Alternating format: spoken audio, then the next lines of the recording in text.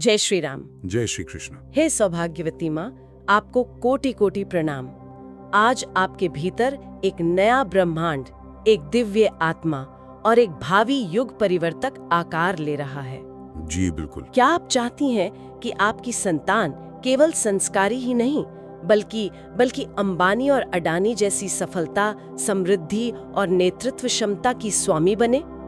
तो यह दिव्य मार्गदर्शन आपके लिए ही है। आज हम उसी महान सनातन विज्ञान गर्भ संस्कार पर चर्चा करेंगे, जिसके माध्यम से आप स्वयं अपने गर्भस्थ शिशु के भाग्य की रूपरेखा लिख सकती हैं। हम जानेंगे कि कैसे आप अपनी भक्ति और विचारों से अपने बच्चे के अवचेतन मन में कुबेर जैसा ऐश्वर्य और कृष्ण जैसी कूटनीति का बीजारोपण कर सकती हैं। इस दिव्य ज्ञान को प्राप्त करने से पहले इस वीडियो को लाइक करें, चैनल को सब्सक्राइब करें और इस अमृत वाणी को, इस अमृत को अन्य गर्भवती माताओं तक पहुंचाकर प्रभु का आशीर्वाद प्राप्त करें। आपका एक शेयर किसी का जीवन बदल सकता है। ये भी एक सेवा है। तो चलिए शुरू करते हैं। सबसे पहले तो ये समझना होगा कि अंबानी या अडानी जैसा बनने का अर्थ केवल पैसा कमाना नहीं है। नहीं, बिल्कुल नहीं। ये उससे कहीं बढ़कर है। इसका अर्थ है सृजन की शक्ति को जगाना, है ना? हाँ। जब आप एक बड़े साम्राज्य की कल्पना करती हैं, तो आप केवल एक कंपनी की नहीं, आप राष्ट्र निर्माण का संकल्प ले रही होती हैं। जहां हजारों लोगों को रोजगार मिलेगा। जी, शास्त्रों के अनुसार जहां नारायण होते हैं, वहीं लक्ष्मी वास करती हैं। नारायण यानी कि पुरुषार्थ, अनुशासन। बिल्कुल। इसीलिए गर्भकाल में अपने भीतर कर्म योग को जागृत करें।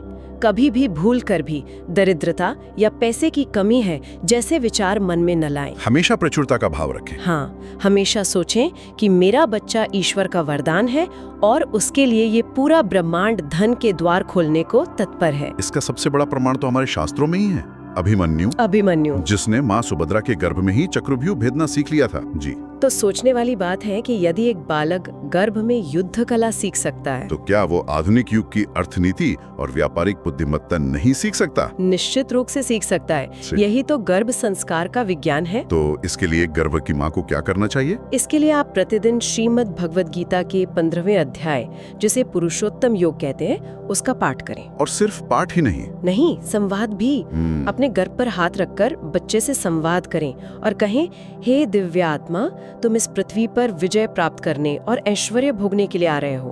तुम में अपार बुद्धि और नेतृत्व की शक्ति है। ये एक तरह की मानसिक प्रोग्रामिंग हुई जन्म से भी पहले। बिल्कुल, नींव यहीं से रखी जाती है। ठीक है, तो मानसिकता के बाद आते हैं गुण। जी। एक सफल उद्यमी में जो गुण आवश्यक हैं, हाँ, मुख्य रूप से 3 दिव्य गुण हैं, जी, जिन्हें आपको अपने आचरण से बच्चे में डालना है। कौन कौन से हैं वो 3 गुण? निर्भयता, दूरदर्शिता और पुरुषार्थ। चलिए एक एक करके समझते हैं। सबसे पहले निर्भयता, मतलब फियरलेसनेस। हाँ, व्यापार में जोखिम लेने की क्षमता। इसके लिए प्रतिदिन हनुमान चालीसा का पाठ करें। हनुमान जी? जी, हनुमान जी अष्ट सिद्धि और नवनिधि के गाता हैं। वो बल, बुद्धि और विद्या के सागर हैं। उनका स्मरण करने से माँ के अंदर का भय समाप्त होता है। और जब माँ निर्भय होगी तो संतान तो साहसी होगी ही। निश्चित रूप से। अच्छा, दूसरा गुण आपने बताया दूरदर्शिता, विजन। हाँ, आने वाले समय को पहचानने की शक्ति। इसके लिए शांत मन से ध्यान करें और माँ सरस्वती की आराधना करें। ज्ञान की देवी। जी, जब मन शांत होता है तभी वो भविष्य के संकेत पढ़ पाता है। एक शांत माँ की संतान का मस्तिष्क भी स्थिर और दूरदर्शी बनता है। और तीसरा गुण पुरुषार्थ, यानी हार्डवर्क। ये सबसे जरूरी है। आलस्य का त्याग करें और सक्रिय रहें। अंबानी और अडानी की सफलता के पीछे उनकी अथक, मतलब कभी न थकने वाली मेहनत है। तो जो माता गर्भ के दौरान सक्रिय रहती हैं, उसका बच्चा भी जन्म से ही कर्मठ बनता है। वो कर्म का महत्व गर्भ में ही सीख जाता है। ये तो बहुत ही गहरा विज्ञान है। अब इस 9 महीने की दिव्य यात्रा का कोई मार्गदर्शन है? मतलब हर महीने के हिसाब से कुछ विशेष? हाँ, बिल्कुल है। गर्भावस्था के हर चरण का अपना एक अलग महत्व है। आइए इसे मास अनुसार समझते हैं। जी, कृपया बताएं। प्रथम से तृतीय मास, मतलब पहले 3 महीने, ये बुनियाद है। इस समय शिशु के अंगों का निर्माण हो रहा होता है। बिल्कुल, इसलिए इस समय मन में स्थिरता रखना बहुत आवश्यक है। ओम श्रीम ह्रीम क्लीम श्री सिद्ध लक्ष्मीये नमः, इस मंत्र का जाप करें। और साथ में कुछ प्रेरणादायक। हाँ, धीरूभाई अंबानी के शून्य से शिखर तक पहुंचने की कहानियां पढ़ें या सुनें। ये कहानियां बच्चे के अवचेतन में संघर्ष और विजय का भाव भरती है। बहुत खूब। अब आते हैं दूसरी तिमाही पर, यानी चतुर्थ से षष्ठ मास। यह बौद्धिक विकास का समय है। इस समय शिशु की सुनने की शक्ति और मस्तिष्क का विकास बहुत तेजी से होता है। तो इस समय ज्ञान का बीजारोपण करना चाहिए। बिल्कुल। श्री सुक्तम का पाठ करें। ये ऋग्वेद से लिया गया है और ऐश्वर्य का आवाहन करता है। और हो सके तो गणितीय पहेलियों या व्यापारिक चर्चाओं में रुचि लें। ये तो बड़ा दिलचस्प है। हाँ, इससे बच्चे के जो न्यूरॉन्स हैं वो लॉजिकल थिंकिंग यानी तार्किक सोच के लिए तैयार होते हैं। अद्भुत। और अब अंतिम चरण, सप्तम से नवम मास। अब शिशु पूर्णता चेतन है। यह क्रियान्वयन की शक्ति का समय है। इस समय क्या करना चाहिए? विष्णु सहस्त्र नाम का श्रवण करें। भगवान विष्णु प्रबंधन यानी मैनेजमेंट के सबसे बड़े देवता हैं। वो सृष्टि का संतुलन बनाए रखते हैं। और इस समय माँ को अपने बच्चे के बारे में कैसा महसूस करना चाहिए? अपने बच्चे को एक शासक की तरह महसूस करें, एक लीडर, और संकल्प लें कि वो लाखों लोगों के कल्याण के लिए धन अर्जित करेगा, समाज की सेवा के लिए। यह तो एक पूरी साधना है। पर इन अभ्यासों के अलावा दिनचर्या और घर के वातावरण का भी कोई महत्व है? बहुत अधिक। अंबानी जैसा वैभव पाने के लिए आपकी दिनचर्या भी राजसी और अनुशासित होनी चाहिए। इसकी शुरुआत कहाँ से होती है? ब्रह्म मुहूर्त में जागने से, सूर्योदय से पहले उठे। ये सत्व गुण का समय होता है। कहते हैं कि इस समय माँ महालक्ष्मी स्वयं पृथ्वी पर विचरण करती हैं। और भोजन, जैसा अन्न वैसा मन, ये तो सुना है। अक्षरशः सत्य है। सात्विक भोजन करें, मेवे, फल और केसर युक्त दूध का सेवन करें। ये चीजें ओज और बुद्धि बढ़ाती हैं। और आपने गर्भ संवाद की बात की थी। हाँ, प्रतिदिन कम से कम 10 मिनट एकांत में बैठें और बच्चे से बात करें।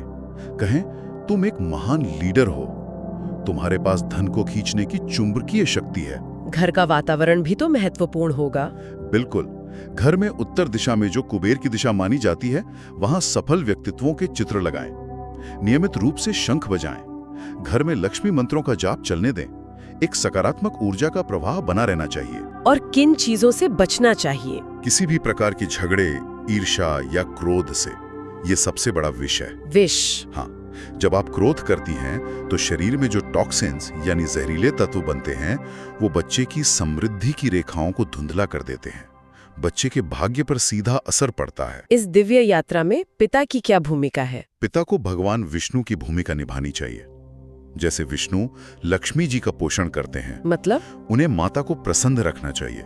घर में भविष्य के निवेश की, विकास की सकारात्मक बातें करनी चाहिए। पत्नी को यह महसूस कराना चाहिए कि वो एक सम्राट को जन्म देने वाली है।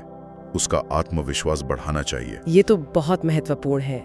एक और आध्यात्मिक सूत्र है सफलता का, दान की महिमा। हाँ, सफलता का सबसे बड़ा सूत्र।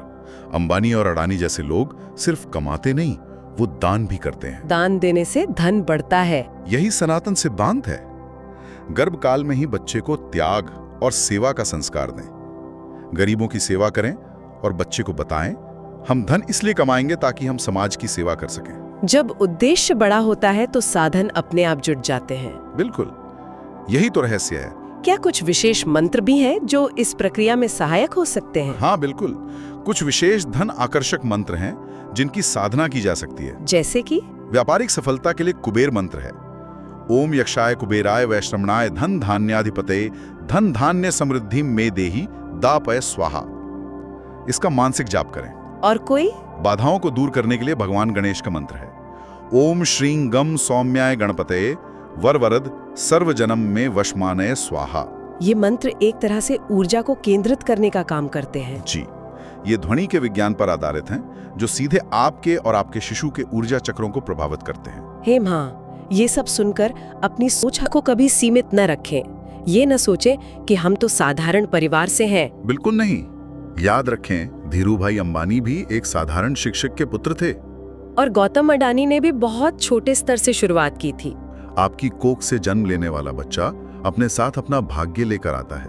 आप बस उसके कर्म और विचार की दिशा बदल रही हैं। आप उसे एक उड़ान दे रही हैं।